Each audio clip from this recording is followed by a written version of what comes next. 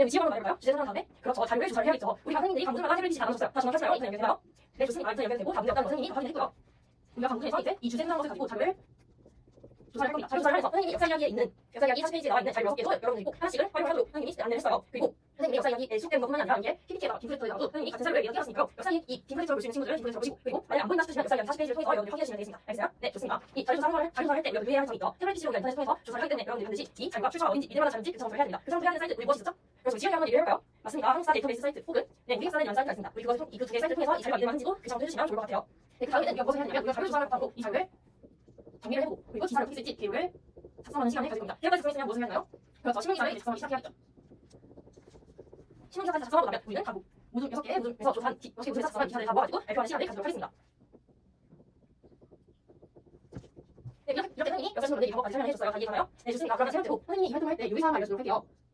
아까도 말했듯이 선생님이 자료 조사 설명할 때도 말해줬지만 우리가 태블릿 PC로 인터넷에서 조사를 하기 때문에 출처 확인 확실히 해주시고요. 그리고 출처도 기사에 작성할 수 있으면 기사 마지막에 꼭 명시해 주시기를 선생님이 부탁드리겠습니다. 그리고 우리가 이 역사 신문을 수행평가로 진행된다는 점 선생님이 꼭 알려드리고 싶고요. 그리고 모두가 참여했으면 좋겠습니다. 여기까지 이해가 되셨나요? 네, 없으면 마지막으로 우리가 수행평가로 이 활동이 진행되기 때문에 시간 기준을 알려드리도록 할게요. 첫 번째, 역사가 사실이 정확한지 선생님이 확인해보도록 하겠습니다. 그리고 두 번째, 이 자료 활용이 꼭 한 가지 이상 활용하라고 했어요. 그래서 이 자료 내용이 기사에 잘 들어갔는지 지어도 적었는지 선생님이 확인해보도록 하겠습니다. 그리고 세 번째, 신문 기사를 작성하기 때문에 이 신문 기사 형식에 적합한지 확인해야 돼요. 선생님이 신문 기사 형식 우리가 무엇 시간에 여러분들이 넣었을 것 같은데 신문 기사에는 무엇이 들어가는지 한번 맞으실 수 있을까요? 네, 우리 사례를 한번 말해볼까? 맞아요. 신문 기사에는 헤드라인 즉 제목이 들어가야 돼요. 그리고 여러분들 모든 이름이 작성자가 들어가야 되고요. 그리고 본문이 들어가야 합니다. 그래서 이 형식들이 잘 맞는지 선생님이 확인해보도록 하겠습니다. 네, 그리고 마지막으로 우리 모두 활동으로 진행되기 때문에 선생님이 도와드리면서 여러분 모두가 앞으로 촬영하고 있는지 확인해보도록 할게요.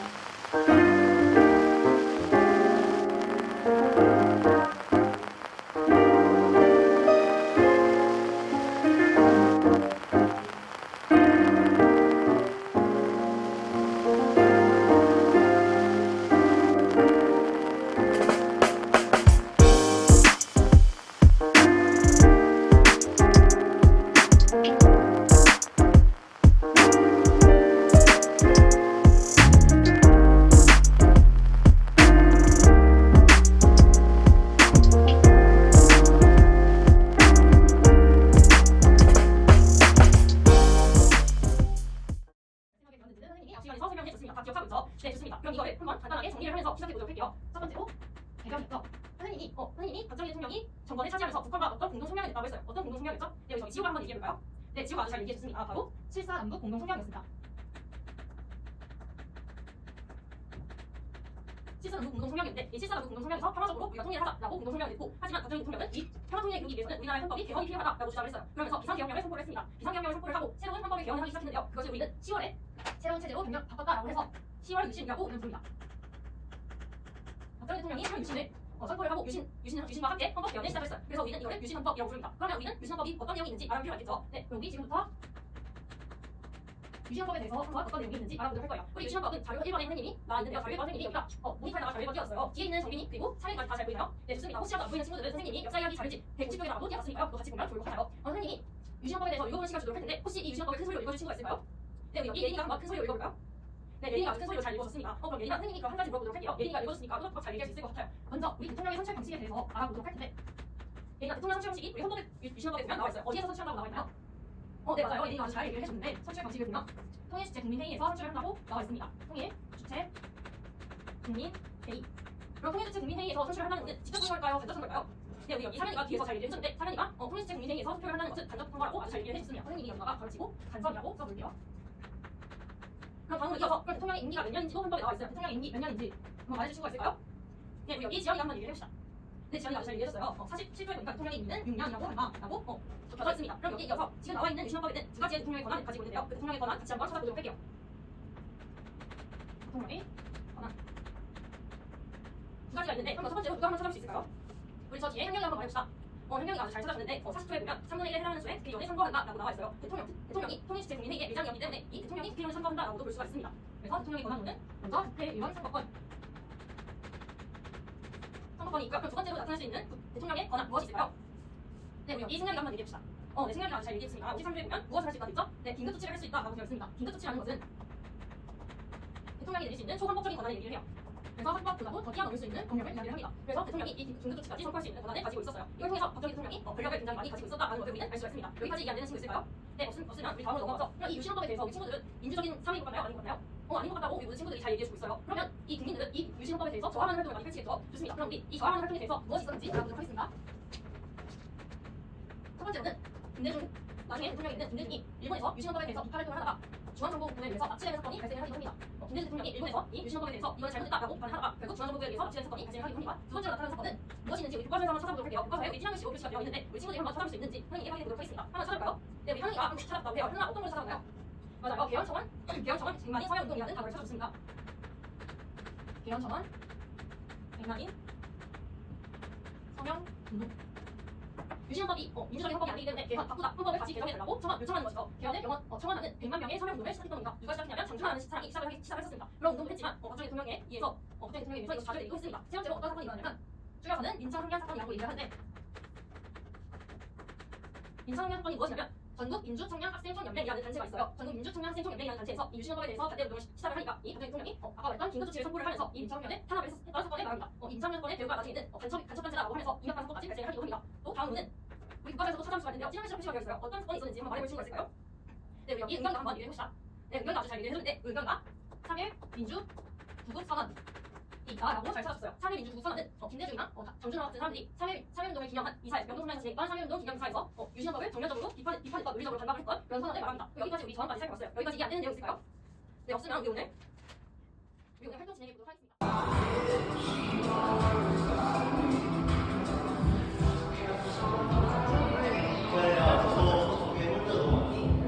오케이, 나이스. 오, 나이스. 오, 잘 버텼어, 잘 버텼어.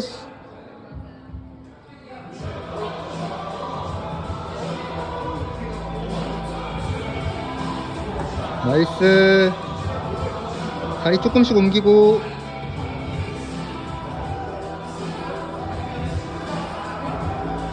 거기 딱 뒤지고 오른손 가봅시다. 오른손 올려봅시다. 아이고.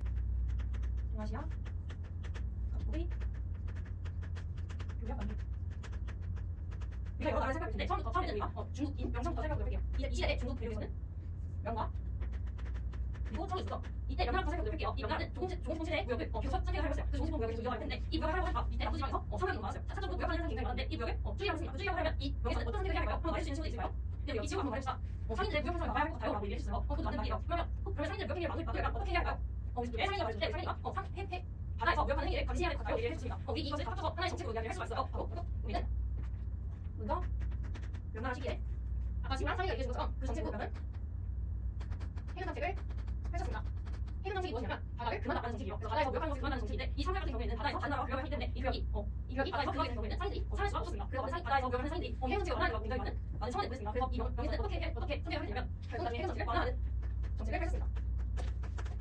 그 다음으로 이 다음에 있었던 나라가 어느 나라죠? 여기 예린이가 잘 얘기했는데 예린이가 청나라로 바로 대응을 했습니다. 청나라입니다. 청나라에서는 해금 정책뿐만 아니라 또 더 큰 정책을 시행했어요. 청나라는 왜 이렇게 해금 정책을 원하는 데는 특별하고 하는데 청나라는 왜 해금 정책보다 더 큰 정책을 시행했을까요? 네, 여기 정기가 한번 얘기해볼까요? 정기가 얘기를 잘 했는데 정기는 이 청이 생겼을 때 청은 여전히 이성이 있기 때문에 이 청에 대해서 반대하는 민족이 많을 것 같아요라고 얘기를 해줬어요. 정기가 잘 얘기를 해줬는데 정기가 얘기한 것처럼 청이 공국이 있을 때 이 청에 대해서 반대하는 사람이 굉장히 많았습니다. 그래서 이 청에 대해서 반대하는 사람들이 특히 대만에 많이 살고 있었어요. 그 대만에서 대만이 있기 때문에 대만에서 그 사람들이 다시 소외될 수 있고 약해질 수 있도록 청이 해금 정책과 비슷한 정책, 심지어 그보다는 좀 더 강한 정책을 시행하고 있습니다. 그 정책의 이름이 바로 청계양이에요. 여기 승현이가 설명해줬는데 승현 질문이에요. 승현이가 청계양이 해금 정책보다 좀 더 강한 정책이면 어떤 정책인지 궁금하다고 질문을 주는데요. 선생님이 지금 더 설명해 주도록 하겠습니다. 청계양은 해금 정책보다 더 큰 정책인데요. 해금 정책은 바다에서는 무역행위를 금지를 하면 청계양은 바다에서 물평도 살지 못하게 하는 정책이었습니다. 그렇기 때문에 해금 정책보다 좀 더 강하게 금지를 하는 정책이라고 할 수가 있겠죠. 네, 맞습니다. 하지만 이 청도 청계양을 하는 상태도 이 당시에 사람들이 많이 와서 벽을 처리하고 그리고 일본과도 조만간도 벽을 하는 것이 워낙 진행되던 이 시대에 청계양을 많이 이겨할 수가 없었어요. 그래서 저는 이 단정책을 빠르게 지나게 한 다음에 청계양을 폐지하는 정책을 시행했습니다. 폐지하는 정책을 시행했습니다. 그럼 여기까지 명성 시대에 어떻게 벽이 일어났는지 말하는데 그럼 여기 명성이 이어서 나오는 일본에 대해서 말하도록 할게요.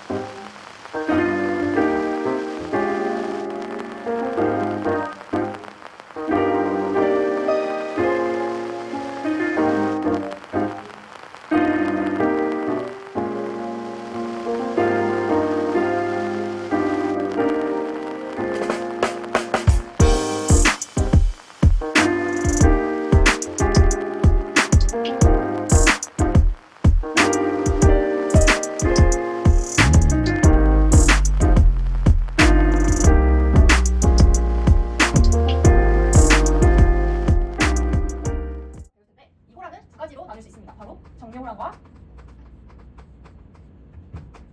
병자호란으로 나눌 수가 있는데요. 정묘호란과 병자호란으로 나눌 수 있는데 이 정묘호란과 병자호란을 알아보기 위해서 선생님이 사건 순서대로 알아볼까 합니다. 그래서 선생님이 연표를 그릴까 해요. 연표를 이렇게 그릴 텐데 선생님이랑 같이 연표 보면서 살펴보도록 하겠습니다. 이 당시에 임진왜란이 끝나고 나서 왕이 누구였죠? 네, 우리 저쪽 뒤에 상인이가 한번 말해볼까요? 맞습니다. 광해군이었죠. 이 광해군이 임진왜란이 끝나고 난 다음에 전쟁을 다시 원래 상태로 복구하기 위한 활동을 많이 했었어요. 그 상태에서 이 당시에 국제 정세가 어떻게 됐는지 한번 살펴볼까 합니다. 임진왜란으로 인해서 명은 굉장히 쇠퇴를 하던 중이었고 그 위에 우리가 한반도를 봤을 때 중국이 여기 있고 한국이 여기 있다면 이 만주 지역에 어떤 민족이 있다고 했죠? 네, 정빈이. 맞습니다. 여진이 있었다고 했죠. 네, 맞아요. 우리 세종 시간에 세종을 배울 때 여진이 있다고 한번 배운 적이 있었어요. 잘 기억을 하고 있는 것 같아요.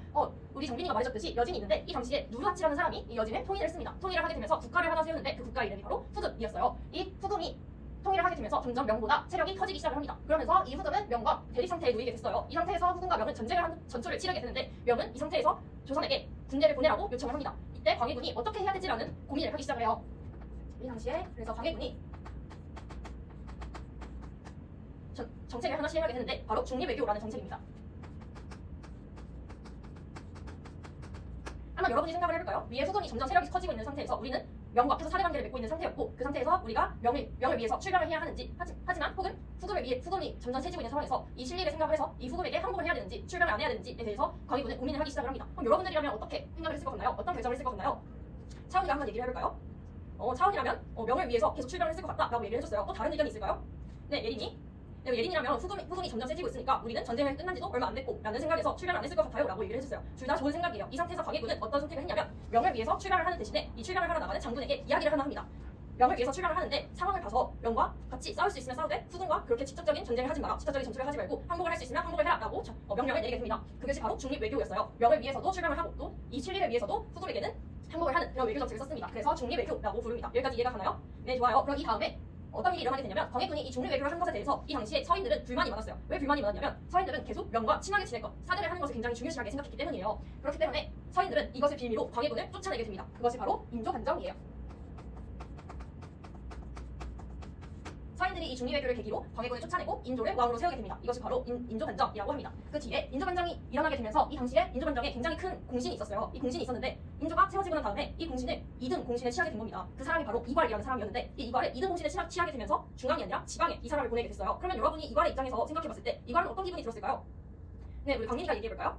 기분이 나빴을 것 같아요. 맞아요. 이괄은 이것에 대해서 불만을 가지고 난을 이렇게 썼습니다. 하지만 이 난이 지나게 되고 나서 이 중앙에 있는 신하들이 이 이괄을 제거를 하려고 하자 이 이괄은 후금 쪽으로 도망을 가게 됩니다. 후금 쪽으로 도망을 가게 되고 이 후금에게 가서 조선을 정벌해달라라고 이야기를 하게 됩니다. 인조반정 뒤에 이괄의 난이 일어나게 됩니다. 그 밑으로 넘어가서 연표를 또 살펴보도록 할게요. 이 이괄의 난이 일어나고 나서 이 후금의 입장에서는 조선이 먼저 조선을 다 정벌해달라고 하네라고 생각을 하기도 했고 이 당시에 또 평안도 지역에 가도라는 섬이 하나 있어요. 이 가도라는 섬에서 모문룡이라는 장군이 있었는데 이 모문룡이라는 장군은 명의 장군이었어요. 이 모문룡이라는 명의 장군이 계속 가도에 있으면서 명과 조선 사이에 있는 섬이죠. 그러다 보니까 이 사이에 있는 이 가도라는 섬에서 계속 후금을 위협을 하고 있었던 겁니다. 그래서 이 모문룡의 위협에서도 후금은 계속 신경이 쓰였어요. 그리고 여기에 갇혀서 이괄의 난이 일어났기 때문에 이것을 빌미로 후금이 쳐들어오게 됩니다. 그게 바로 정묘연에 일어난 오랑캐란이라고 해서 정묘호란이라고 불러요. 이 후금이 이괄의 난에서 조선에 정벌해 달라고 했고 그리고 모문명이 계속 위협을 하고 있었기 때문에 정묘호란이 일어났다고 했어요. 그럼 여러분이 후금의 입장에서만 생각해 봅시다. 이것은 바로 후금이 이 명분을 내세우고 들어왔던 건데 그럼 후금의 속 입장에서는 왜 조선에 계속 정벌을 하려고 했을까요? 네, 우리 여기 향양이가 한번 얘기를 해볼까요?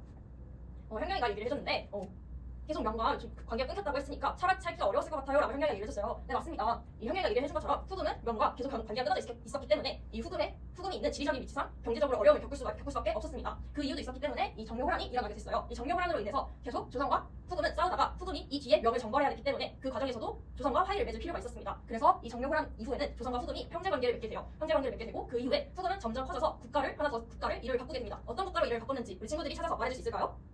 네, 우리 여기 보현이가 얘기해볼까요? 청이라고 바꿨습니다. 맞습니다. 그래서 정묘호란이 끝나고 나서 후금이 청이라고 국가 이름을 바꾸면서 점점 더 국가의 힘이 세지게 됐어요. 그 이후에 명을 확실히 이길 수 있을 정도의 힘을 많이 가지게 되자 명을 다시 정벌을 하기 전에 조선에 있는 이 후금을 안정시키기 위해서 한 번 더 침입을 하게 됩니다. 그것이 바로 병자년에 일어난 오랑캐난이라고 해서 병자호란이라고 해요. 이 병자호란이 일어났을 때는 청의 힘이 더 셌기 때문에 우리나라가 굉장히 많은 피해를 많이 입게 됐어요. 그 과정에서도 많은 의병들이 활약을 하긴 했지만 그럼에도 불구하고 이 인조를 포함해서 많은 신하들이 남한산성이라는 곳에 피난을 가게 됩니다.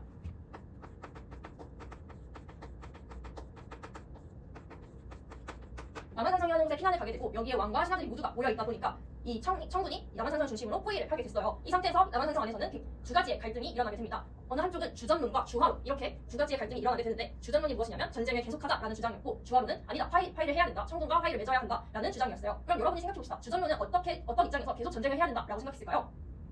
네, 은솔이. 은솔이가 생각했을 때는 전쟁을 계속해야 하는 이유가 우리가 명을 배신할 수 없다라는 의미에서 얘기를 했을 것 같아요 라고 은솔이가 얘기를 해줬어요. 맞습니다. 이 은솔이가 얘기를 한 것처럼 주전론의 입장에서는 우리가 계속 명을 사대를 해야 하기 때문에 이를 배신할 수 없다라는 입장에서 끝까지 싸워야 한다라고 주장을 했습니다. 좋아요. 그러면 주화론의 입장에서는 왜 주화론의 주장을 했을까요? 네, 보로기가 생각했을 때 주화론은 이 남한산성에서 포위가 되면서 식량이 부족하니까 우리는 항복을 해야 된다라고 보로기가 얘기해줬습니다.